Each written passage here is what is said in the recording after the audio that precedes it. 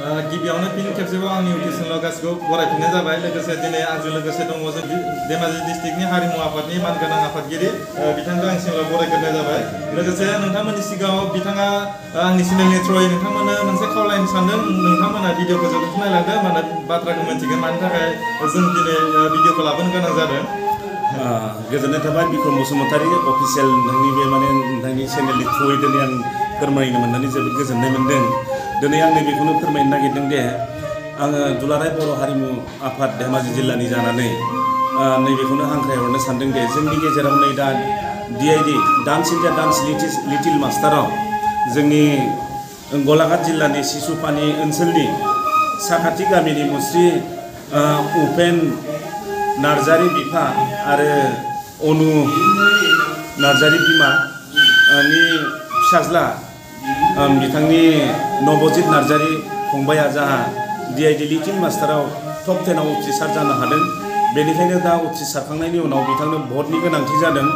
बे भटखौ जाहाथे जोंनि अल आसामाव जेसेबां बर' माहारियारि आफाद आरो माने जोंनि सुबुंफोर दङ आरो गुबुन गुबुन माहारियारि आफादफोरखौबो जाहाथे जोंनि बर'नि जानानै बयबो खावलायनानै बिथांनो भट होनानै उथ्रिसार खालामनो हायो, बेखौनो आङो रायजो राजानाव खावलायदों। मानो होनना बुङोबा बर'नि गेजेराव सासे जिहेतु हाथरखि महरै बे डान्स इन्डिया डान्सआव उथ्रिसार जाबोनो हादों। बेनिखायनो आङो जोंनि जेसेबां बर' माहारि दङ बिथांमोनखौ बयखौबो भट होनो थाखाय खावलायहरनाय जादों आरोखि। गोजोनथों। ओमफ्राय भटिं होनाय टाइमा दिनै साटारडे 9 PM निफ्राय मन्डे मर्निं 9 AM सिम। नोंथांमोना गोबाव खालामनाङा, जोंनि बर'नि सासेल' नायल' जाल' बिथाङा, बिनिखायनो जोङो बयबो गोसो होनानै मोनसेल' मिस कल खालामनांगौ। नाम्बारा मिस कल खालामनांगौ, नाम्बारखौ नै आं होना होगोन। नाम्बारखौ नैबे नम्बराव हरनांगौ जाहाथे भट होनायाव जोङो माने बयबो गोरोन्थि दाखालाम। बिथांनो जोङो माने मात्र मिस कल हरनांगौ, मिस कल हरबानो जायो आरोखि। नम्बरखौ आं नोंथांमोननि सिगाङाव फोरमायनानै होनो सानबाय। 9152915246 आरो खनसेबाव 9152915246। बे नम्बराव नोंथांमोना मिस कल थुबानो बिथाङा भटखौ मोननाय जाहैगोन आरो माने। बेनिखायनो बयखौबो खावलायबाय नोंथांमोना जाहाथे बिथांखौ भट होनानै उथ्रिसार खालामनानै होयो।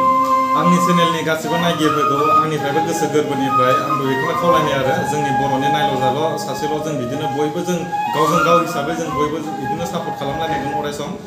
दा जों नैबे गुवाहाटि मोनसे जायगायाव दंफैयो, जों बिनिबो मोनसे भिडिअ लाबोगोन। नेक्स्ट खालि जों गाबोन होनो नाजागोन।